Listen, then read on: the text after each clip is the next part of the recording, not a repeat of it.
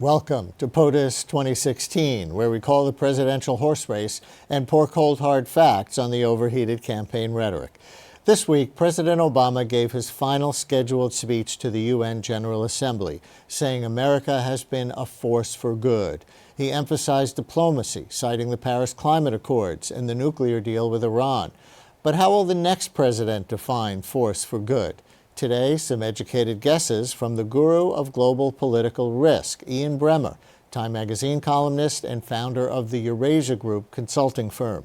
Bremmer will tell us that some of Donald Trump's foreign policy notions aren't as outrageous as Hillary Clinton says. However, the thing that really worries me about Trump is, God forbid, Trump elected next 9/11. God forbid. Because where a president really matters is response to crisis. That's where everyone is looking to the U.S. president, and suddenly Congress is like, okay, whatever it takes. Ian Bremmer coming up shortly. And later in our evidence-based politics segment, a scholar who sees Monday's debate as serious show business. But first, as the candidates prepare to fight tooth and nail on Monday, are they neck and neck? Yes, time for the horse race. It has been a rough month for Hillary Clinton. Donald Trump has gained significant ground in the polls. According to Nate Silver's forecasting models over at 538, Trump is now within striking distance of defeating Clinton in November.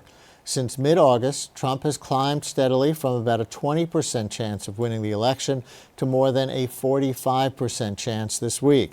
At the same time, Clinton's chances have plummeted from roughly 80% to 55%. So what happened? Might be that Trump has restrained himself, declared the president a citizen, and avoided being the main story. Gallup polling shows that in recent weeks, Americans have been hearing more varied information about Trump's campaign while continuing to hear news about Hillary Clinton's emails, and now her health. For example, the weeks of August 29th and September 5th. The words most remembered about Clinton, in blue, were lie, scandal, FBI, and release. For Trump, in both weeks, it was immigration, president, and speech. Clinton's struggle with trust is undermining her support among young voters as she tries to defend the electoral firewall that Barack Obama built for Democrats in 2012. Young voters appear less passionate, voting for the first female president than the first black president. Recent polling shows that Clinton's support among young voters has been weaker than expected, and many of these hope and change voters are now voicing dissatisfaction with the two-party system by throwing their support behind third-party candidates Gary Johnson and Jill Stein, and this could tip the scales. According to Quinnipiac polling released on September 15th, in a head-to-head matchup, Clinton bests Trump 48 to 43%.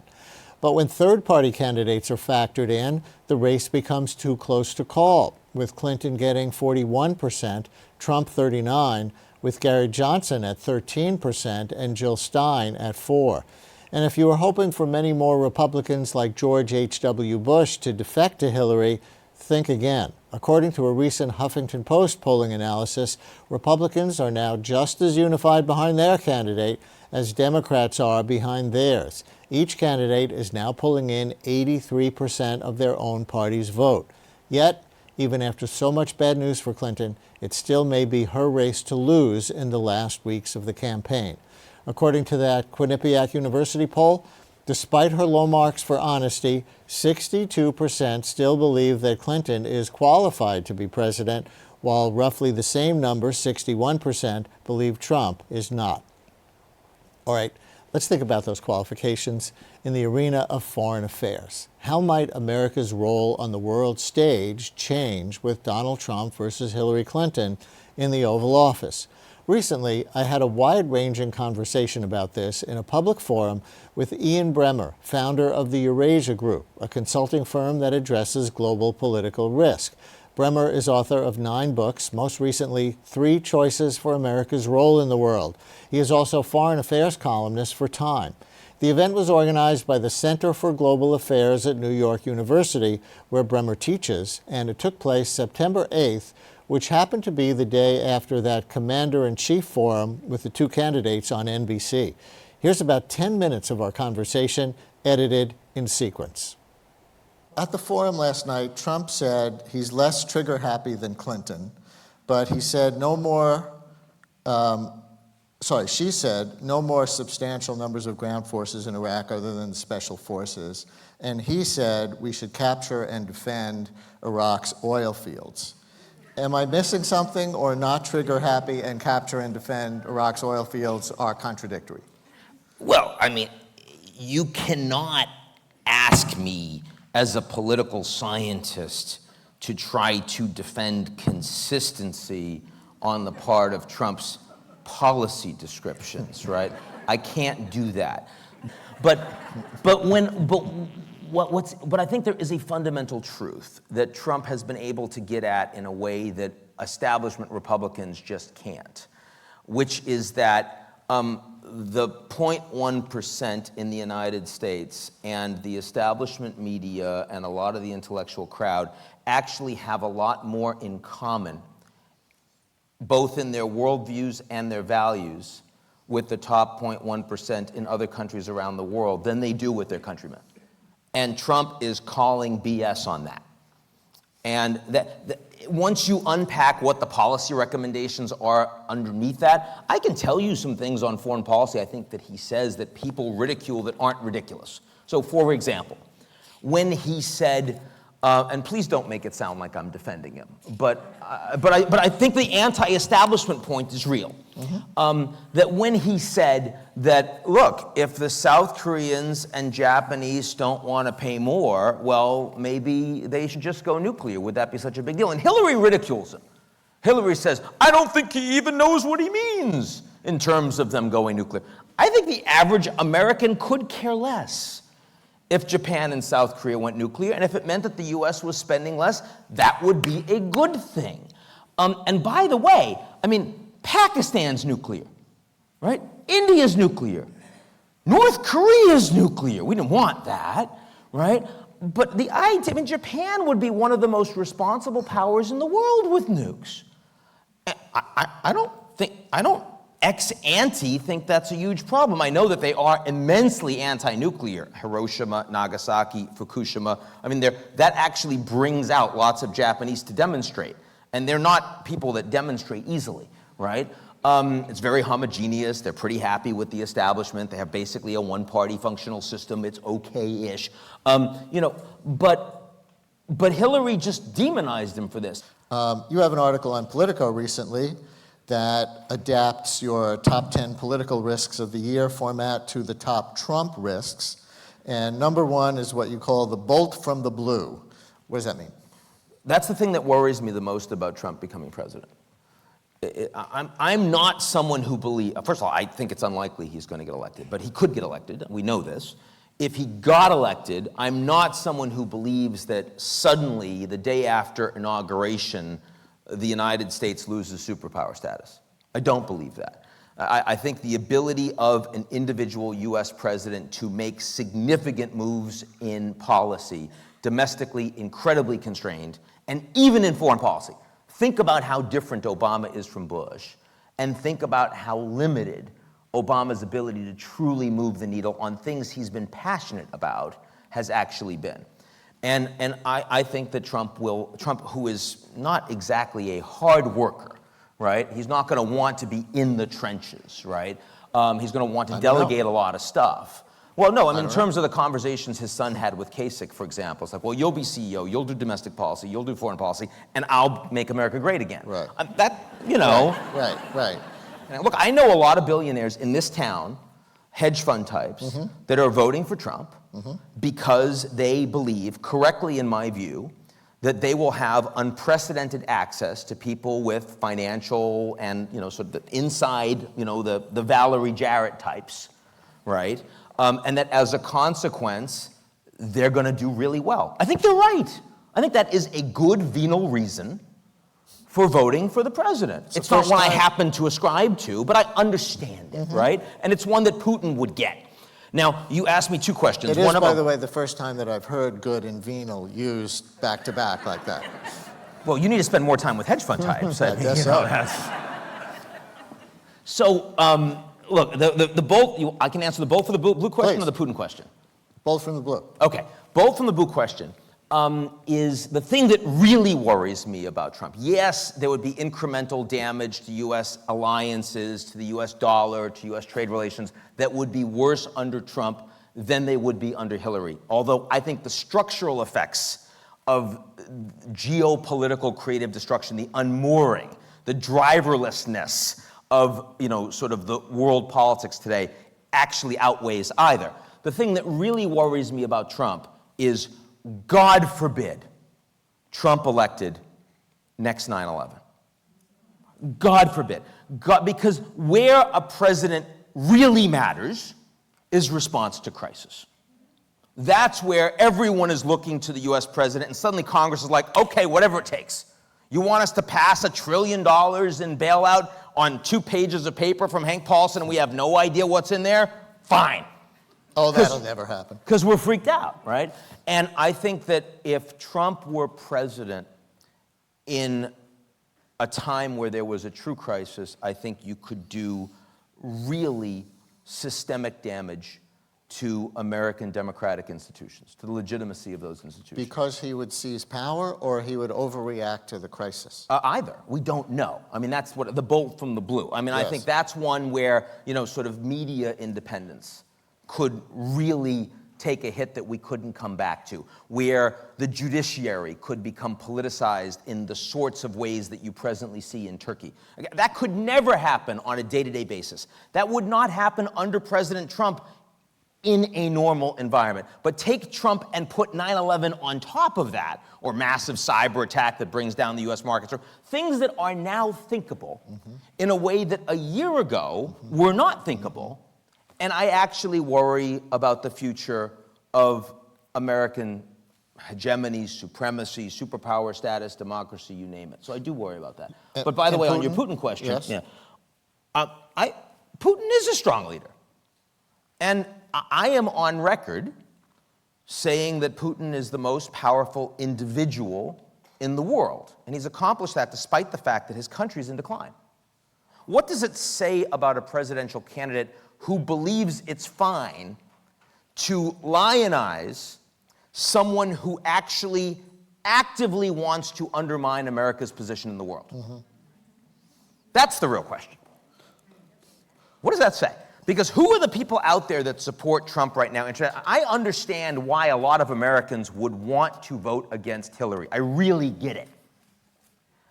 But as a foreign policy person, you look at the people that support Trump. It's Putin, it's Orban in Hungary, it's Farage, it's Le Pen, it's Geert Wilders in the Netherlands, it's Kim Jong-un. Are you freaking kidding me? No, but that's, if you care about America's role in the world, now, there are good reasons why many Americans increasingly don't care about America's role in the world, because they say, look, we've cared about it before, it hasn't helped me. And they're right. They're right. And that is an enormous indictment on Washington and the establishment. But if you care about America's role in the world, then it is very clear that Trump is a very bad option. You also have Trump red herrings in that article, what not to worry about. Yeah. And number one is U.S.-China relations. Really? With all that he says, China, China, China, China? Number one, China's not going to take the easy bait. The Chinese understand that working relationships with the United States, because they're getting more powerful over time, they can do incremental. They can just build up their military a little bit more, day by day, month by month. They can do bilateral relations with the Indonesians, the Philippines, the Vietnamese. The long game, as long as they don't screw up their own domestic economy, as long as they don't lose power in terms of the Communist Party, the world is moving towards them. So I don't think that they do not want conflict. The way that the Russians want the Americans to fail, the Chinese actually don't. The Chinese kind of want the system to be stable, just let it keep kind of going in their direction. And they will play more ball. We see it on climate, The Chinese are now doing more in Syria on the humanitarian side. It's from a very low bar, but it's more than it was. Peacekeepers, they're starting to actually, put them into Africa. They weren't doing that before. They put a military base in Djibouti. Why? Because they're concerned about Chinese supply chain. Those are, from a global perspective of stability, those are all marginally constructive things. Did you also, or could you also, write an article on the top Clinton risks if she's elected president? Sure, they look very different, obviously. Where would you start? It'd be really boring. No, the Clinton risks, the biggest Clinton risk would be for 4 more years, maybe longer, we have a government that is largely captured by a bunch of entrenched interests, big pharma, big finance, the AARP, and as a consequence, you would not be able to really address these growing structural problems around the middle class, the working class. I mean, they'll say it, they'll throw some sops, they'll check the box. It's like when corporations do sustainability. There are a few companies out there that truly care, but most of them are like, okay, we know that we're going to get hit by, sort of all of the demonstrators and the NGOs unless we check the boxes. So we'll check the boxes, financial institutions will check the boxes on diversity. Okay, we done with that? Now let's focus on making money again. The biggest risk with Hillary is that's what she does. Check the box approach towards buying off, sort of Bernie Sanders, Elizabeth Warren, and all the people that had to hold their nose to vote for, and then 4 years later, the structural problems are greater. That is the greatest risk that comes from Hillary. It's a boring risk, precisely because we can get away with it. Ian Bremmer, author of 3 Choices for America's Role in the World and founder of the Eurasia Group, a consulting firm that assesses global political risk, at New York University on September 8th. By the way, among the topics for the first Clinton-Trump debate Monday is securing America. Now let's place that debate in historical context with some additional evidence.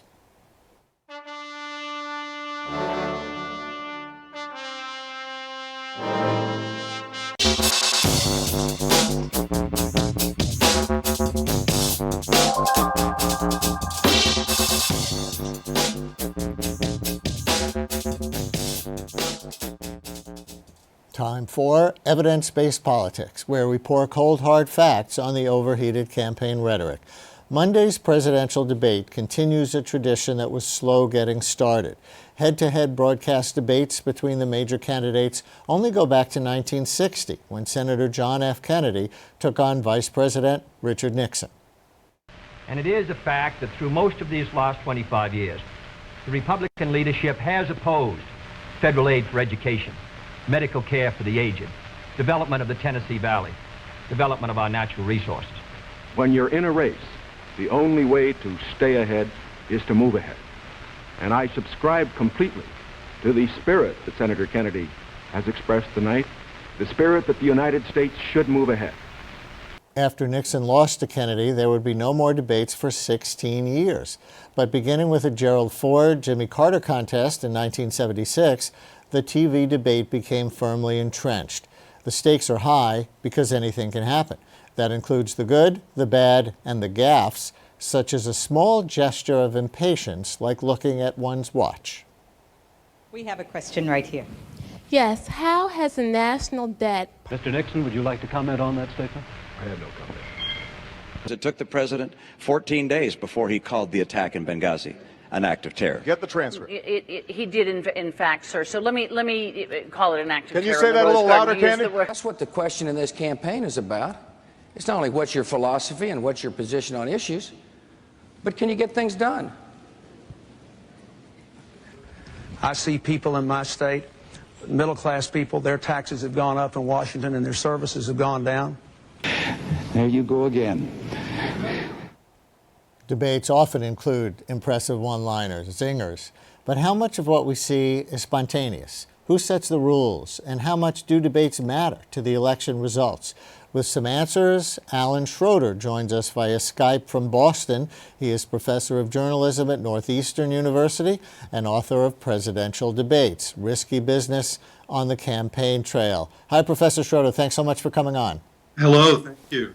So, What is a debate supposed to prove? I mean, governing well is not about matching wits with an opponent on national television. Well, I think you have to remember that debates are a single component of a very complex and lengthy campaign process. So I think sometimes people look at debates and think that they're kind of the magic bullet and that they're supposed to give us all the information we need about the candidates and their positions. They're not really that at all. They're more of a sort of a personality test. They give us a little insight into the candidates at a moment under which they're performing under great pressure, and they put them side by side on the same stage, which is a very awkward and unnatural thing for them to have to do. So I think they're important because they get the campaign, they get the candidates off the campaign trail into a situation not of their own control entirely, and then give us some insights into how they perform under a highly pressurized, awkward set of circumstances. The famous cliche is that Nixon won the 1960 debate for people listening on the radio. Kennedy won for people watching on television because Nixon looked sweaty and shifty. But I've also heard that's a myth. What do you think? Well, I think it's somewhere between reality and myth. I mean, there were a couple of small surveys that were taken on that question that indicated just what you described. But, by modern methodology, the sample sizes were small. It wasn't particularly scientific. It's more anecdotal than anything else. Although I have to say, it does make a certain amount of sense. When Hillary Clinton ran for Senate in New York State in 2000, she was in a televised debate against her opponent, Republican Congressman Rick Lazio, who at one point staged this stunt where he walked over to Hillary Clinton with a piece of paper asking her to sign an agreement about something. It was a policy challenge or an ethics challenge, but the content of the challenge got lost to history compared to the fact that here was a man walking over and getting in a woman's face. You familiar with that moment? Oh, yeah, absolutely. Is there a lesson in that for Donald Trump, or do the conventional rules not apply to Trump in almost any way, including that? Well, the conventional rules don't apply in almost any way. However, I think that given that there's this very clear example that he could study and benefit from, that he shouldn't do that. I mean, you shouldn't do it. It isn't even just a male-female thing. You should never sort of get up in somebody's face the way that Rick Lazio did, waving that piece of paper and demanding that she sign it. I think one of the things that's interesting about debates, having the debaters on the same stage together, is you get to see how they treat each other. So what kind of rehearsals do you think are going on behind the scenes right now? And with your knowledge of history, would that have changed over time? Like, did they rehearse for policy knowledge earlier and now they rehearse more for personality or anything like that? No, they rehearsed for both, but going all the way back, Nixon did not rehearse and Kennedy did. And Kennedy's team sort of lobbed questions at him and made sure that he was sort of ready for the idea of under pressure and very quickly having to respond to things. And Nixon, by contrast, just said, I know how to do this, and read briefing books, but didn't do any kind of performance rehearsal. So over the years, it has gotten increasingly complex. And so on the Hillary Clinton side, for instance, I'll take the more traditional candidate as an illustration. They're probably doing full-scale mock debates in which they do a real-time sort of approximation of what will happen during the actual debate. They do it with cameras and lights and mock opponents, mock moderators, they videotape, then they go back and critique after the fact.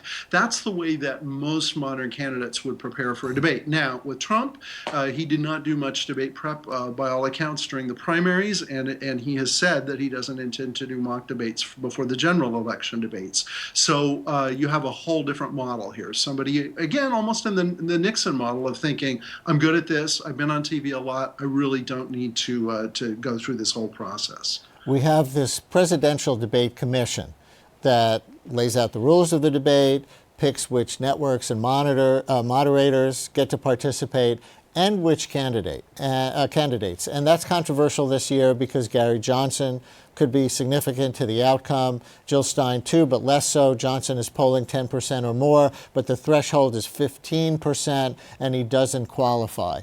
Who is this presidential debate commission made up of, and why do they have all this power? Well, the Presidential Debate Commission goes back to 1988. It was originally called the Bipartisan Presidential Debate Commission. They have since changed their name to the Independent Commission on Presidential Debates and have lost any sort of party affiliation. They are a small group based in Washington, D.C., who do nothing other than stage the general election debates in the U.S. every 4 years. They also do a lot of international outreach to other places, other countries in which debates are being either planned or proposed to try to sort of, work through some of the issues that come up time after time. And yes, they are controversial. They're always controversial. And this question of inclusion and third party and independent candidates, this is something that comes up every 4 years. How would you arm our viewers to watch the first debate with as media savvy an eye as possible? Well, probably the media savviest eye possible would be the dual screen experience, where you watch it on television and then follow along on online or on a mobile device of some kind, especially if you're interested in ongoing, immediate, real-time reactions. Twitter is the obvious place for that. Now, I'm kind of torn about that. That's how I watch it. But I also realize that you're not really probably paying 100% attention to the actual debate if you're also reading tweets, and especially if you're writing tweets, which does require a certain amount of brain power. So I think that it's great to have kind of all these alternate ways of viewing the debates. But I do kind of wonder the extent to which that diminishes the way people actually get the info. So do the winners of the debates go on to win the elections historically? Not necessarily. I think you can make the case for sure. In 1980, Ronald Reagan and Jimmy Carter, they had only one debate. It was a week before the election, the latest there's ever been a presidential debate. Reagan got a big boost out of it, came out of it with a lot of wind in his sails, and Carter did not really have time to recover from that. But apart from that year, and maybe 1960, just because, it put Kennedy and Nixon on an even playing field, generally speaking, they don't change the outcome of the election, but they're definitely influential. Thank you so much. My pleasure. Thank you.